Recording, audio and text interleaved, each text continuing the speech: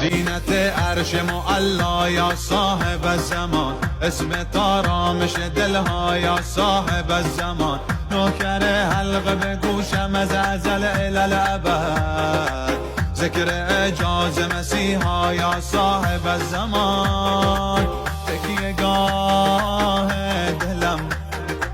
عزیزتر از مادرم، برشکستم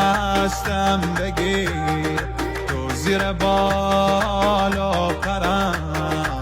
مثل جدت حسن هستی امام الکرم،